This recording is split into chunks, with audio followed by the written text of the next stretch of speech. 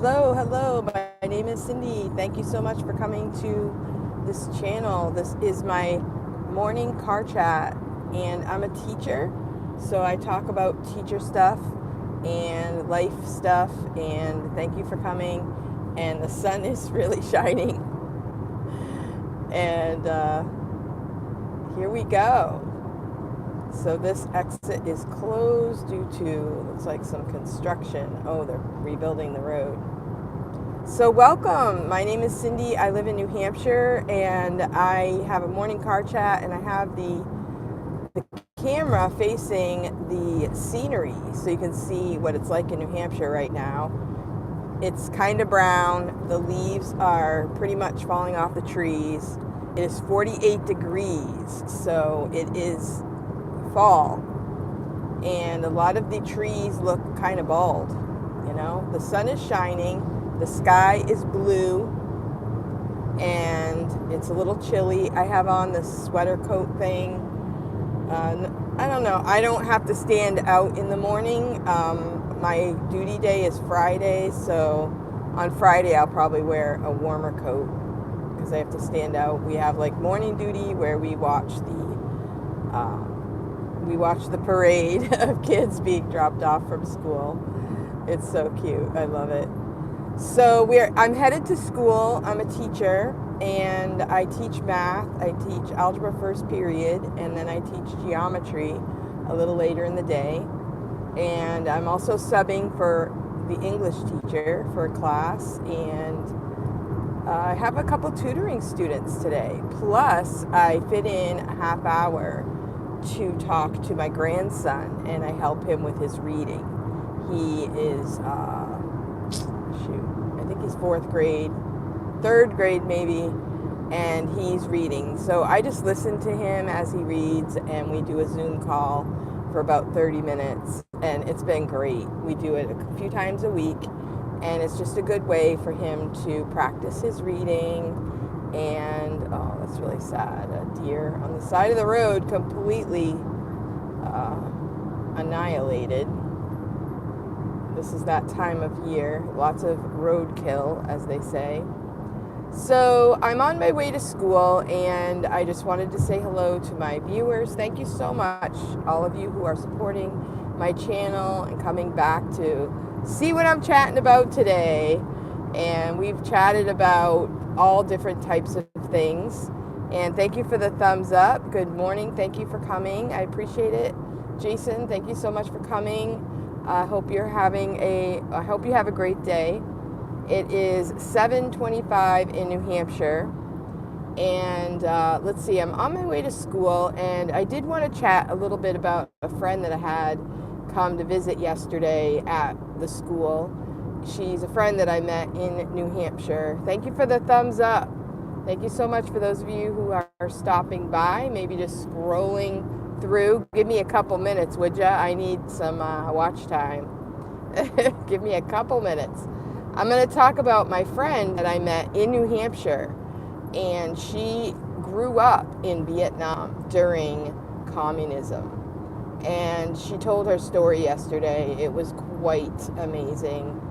And I met her because she goes around as a citizen reporter, and she will go around and just kind of record different events that happen throughout the state.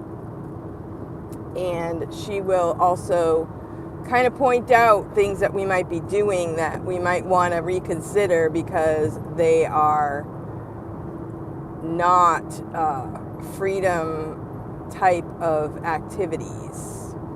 She recognizes what communism is and how it is, what it looks like before things happen, what it looks like during the activity. So she told about how her father joined the Vietnam Army, and I'm pretty sure it's not like volunteer like it is in the United States. But he was proud of his work. But the problem is, once the communists take over, they take the people and they put them in a prison camp and he got put in a prison camp for 7 years. So his family wasn't able to see him, and his wife had to go visit him at the prison camp. He was there for 7 years, and she said he packed for like 10 days. They said, we're going to just do some schooling. We're going to take you for 10 days, and then you'll be able to come back to your family. So they packed a few things, and he was gone for 7 years. And then she said when he came back home, he just cried, and she said that because he had been a prisoner and he was,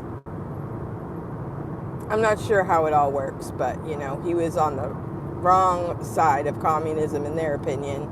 So he was kind of blacklisted, and he wasn't able to get a job. He wasn't able to, provide for his family. And so my friend, she had to go to work, and as a young person, she worked and she saved her money, and she actually sent her paychecks to her mother. And then she kept the tips, and she was able to live off that. She went to college, and eventually she came to the United States. I think she said it was 1994, somewhere around there.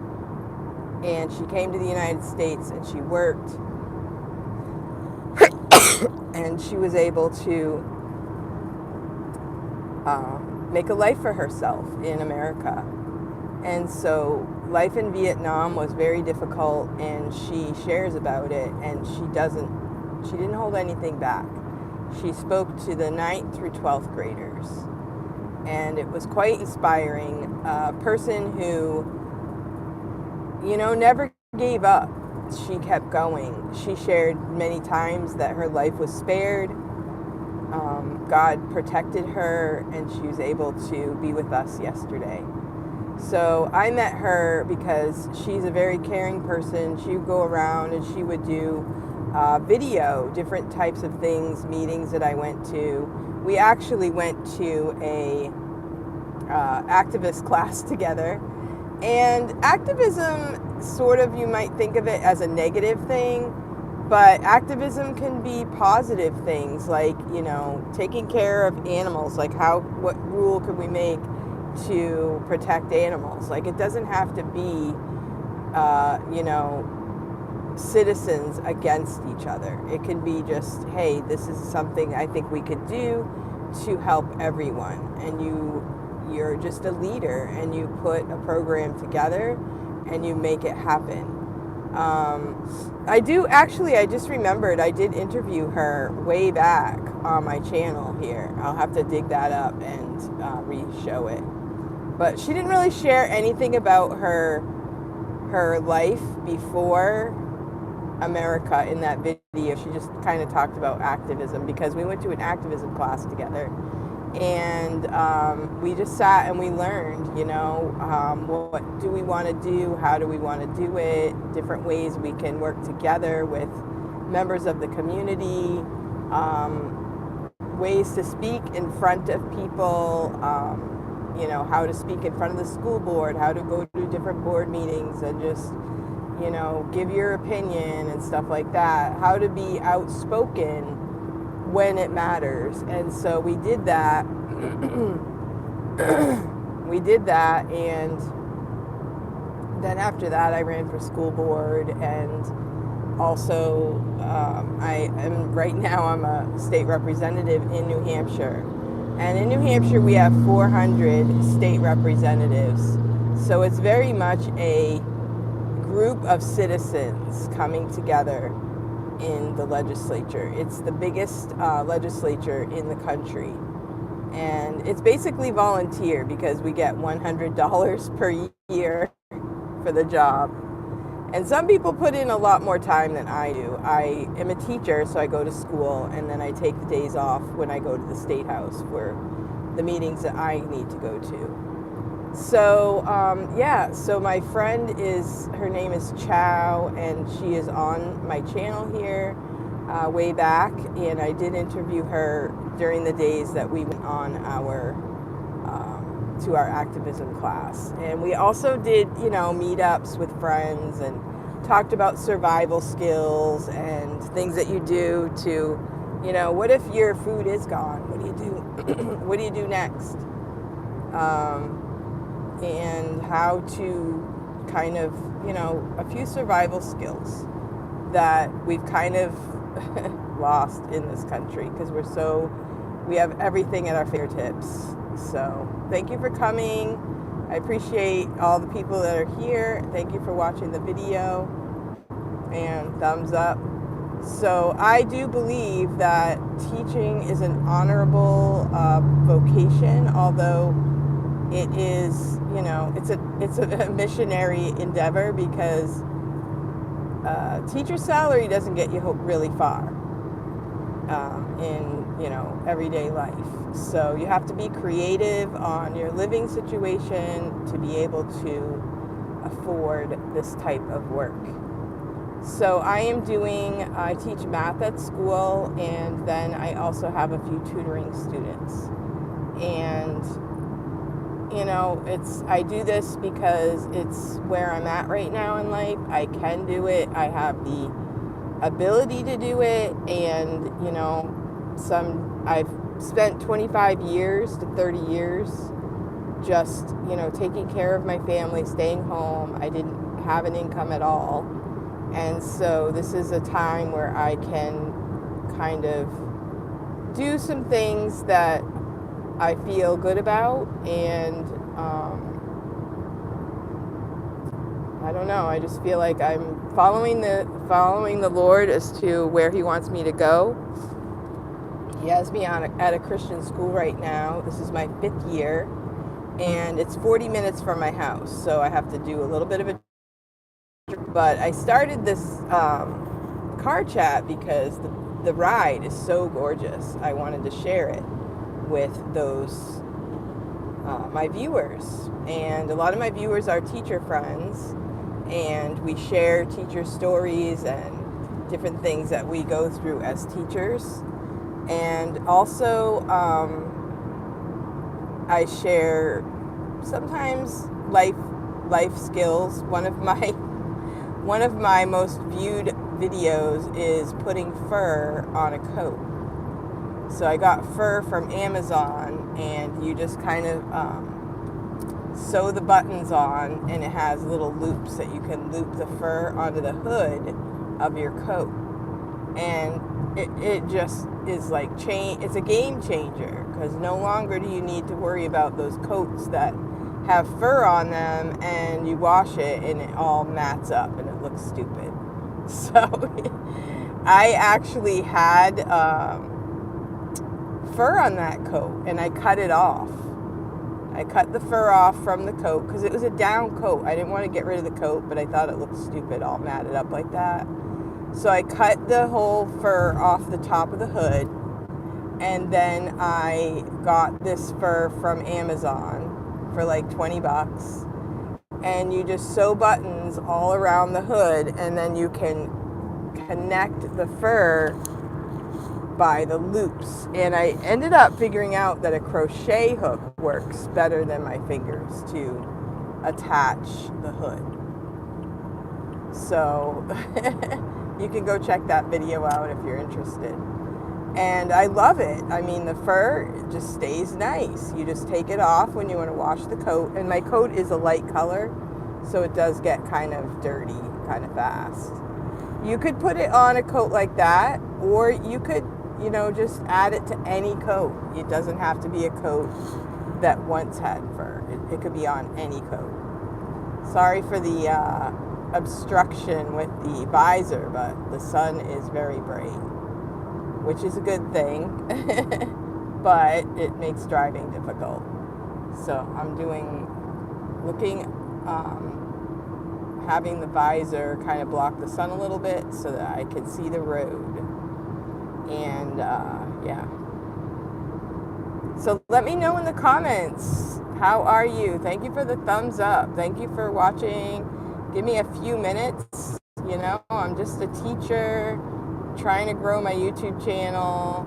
I'm going to make a video soon about the Rubik's Cube. I've been working on learning the Rubik's Cube and learned a lot of lessons just from giving it a try.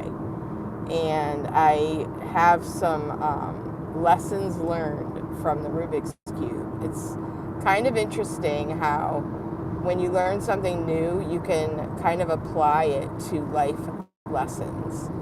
And one of the lessons that I learned is that, when you're carrying a Rubik's Cube, people will look at it and go, oh, I could never do that. Or, I know how to do that, and take it from you and try to do it.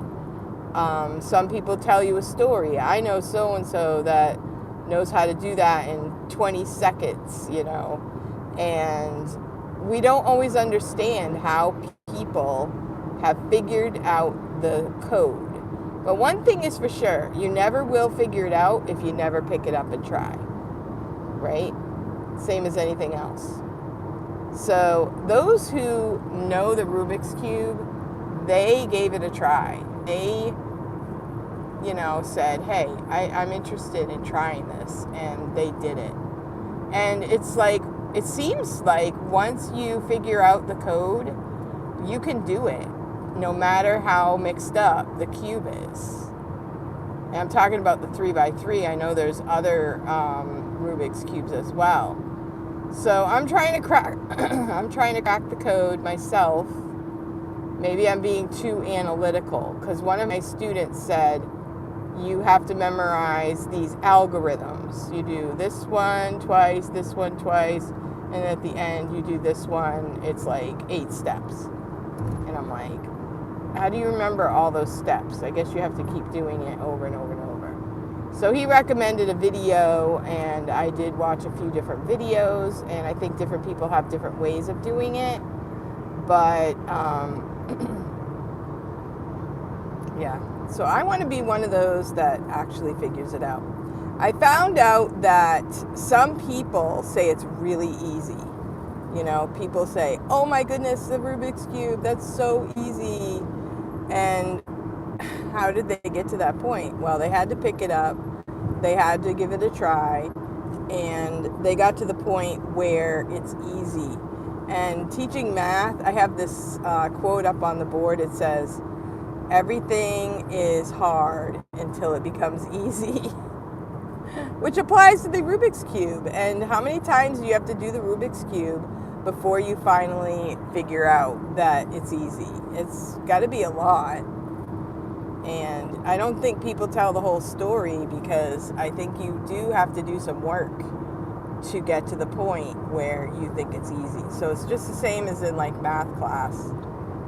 It's hard, but if you keep at it and you do it enough times, it's going to become easy.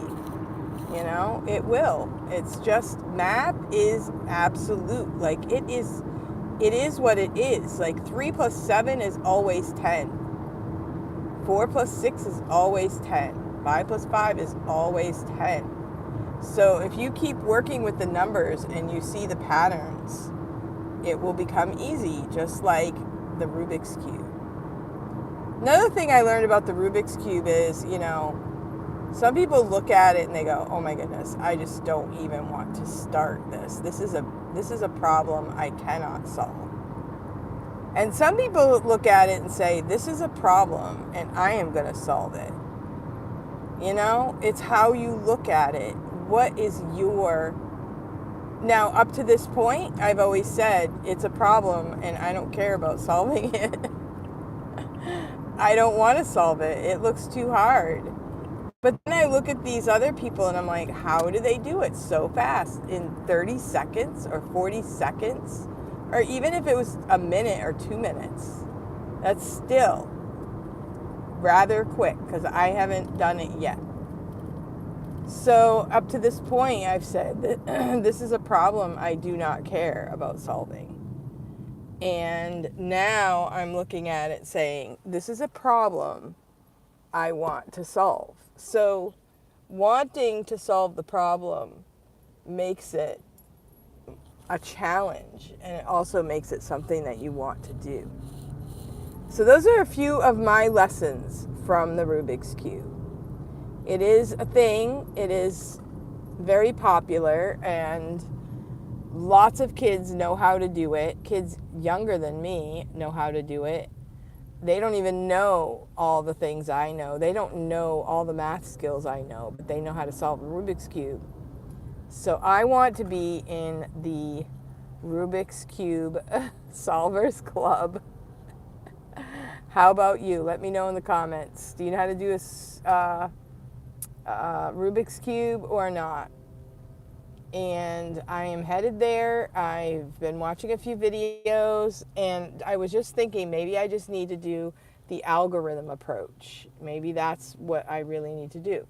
2 steps here, 2 steps here, then you get it to a certain level, and then you do like 8 steps on the top. That seemed to solve it really quick. So thank you for the thumbs up. Thank you for watching my video and joining my morning car chat. I really appreciate it. Hello, and a shout out to Jason, who's a fellow teacher from online. You know, we met, I've never met him in person, only through teaching online. And my friend Kelly, who usually watches my videos. Shout out to Kelly. Shout out to Kathy Kelly, who also watches my videos. She is a fellow teacher she's also a fellow knitter. I have a knitting pattern for a sweater that you zip down the back. It's for kids, and I've made several for my grandkids, and she gave me that pattern, and I made some videos about that. And I've had people request the pattern. So if you're interested in knitting that sweater, let me know, and I'll send you the pattern through email. And, you know, so if you're a friend and you're watching, my friend Meredith, who lives in Georgia, and I did meet her in person because my daughter lives in Georgia. And the year she got married, Meredith came to visit me. I think she drove like an hour or 2 hours to come see me right where I was staying, you know, for that week when my daughter got married. And I met her through teaching online as well. And Kelly Tag, I met her this past year because in the summer, her and her husband drove, I think she drove 2 hours to come see me. I was visiting my sister-in-law, headed down to Georgia and then back up to Georgia, up to New Hampshire. So that was really fun. So some of the people that I've met here through YouTube, I've also met in person, which is really fun. So we're real people and sharing our love for teaching, talking about the challenges of teaching online. And some of us worked for a certain company, which VIP Kid, which has now changed to VIP Teacher, which I do teach on the weekends. I teach for them on the weekends because I make a few extra dollars, and it seems to come in handy. Like, no matter how much money I try to bring in, it comes and it goes. It comes and it goes. And hard come, easy go. Just recently, one of my sons had an accident, car accident. Fortunately, he's okay. But one of our cars was damaged, so we're going to have to, you know, it's totaled. So that was a problem. Plus, then your insurance goes up, your car insurance, so then we got that fun situation to deal with. So we're on our way to school, and I appreciate you guys for watching. Thank you for participating. I can't really read the comments as I'm driving, but I appreciate you for coming by and making comments on my video. I really do need more watch time, so let me know what you want to talk about, and I will try to include that in the next lesson, in the next video. So today we talked about my friend that spoke yesterday, she came to the United States from Vietnam. Fortunately, her and her mother, and I believe her father came here as well, and I believe her brother, and she lived through communism, and it was terrible, just terrible. But she survived and came to the U.S., so she really appreciates the freedom that we have here. To go to school, yeah, we have to pay for it, but we have freedom to go to school. We have freedom to move around and to have friends. And so it was a great time. So today we also talked about lessons from the Rubik's Cube and things that I learned. And I'm learning the Rubik's Cube. And so I'm going to share different things about it. Not only just how do you do it, but what do you learn from this crazy little thing? I've learned that those who stick to it figure it out. If you don't quit, you'll figure it out. The people who haven't figured it out, they quit, you know? It's kind of like life. If you quit, you don't get to see the results of whatever it was you were doing. If you stay to it and you figure out the code, you'll be in the Rubik's Cube Success Club, which is fictitious, I believe. There may be some Rubik's Cube Club that I don't know about. I might check. I wonder what kind of people show up for that. In school, we have some Rubik's Cube kids that can get it really quick. In my classroom we just lost a student. She moved away. So we have 6 students in that class, and 2 know how to do the Rubik's Cube. Or 7. I think we have 7 now. We had 8. So we have 7 kids and 2 know how to do it. I'll have to look at my bigger class. My algebra class is a larger class. I'm going to ask them how many know how to do the Rubik's Cube. And the percentage, you know, in the whole school, I don't know how many, but it's usually less than those who do know it. But maybe this year, with the challenge, I have some Rubik's Cubes that we'll do every now and then and see if we get some new converts to the Rubik's Cube Success Club. Anyway, okay, well, thank you for watching. I'll see you next time.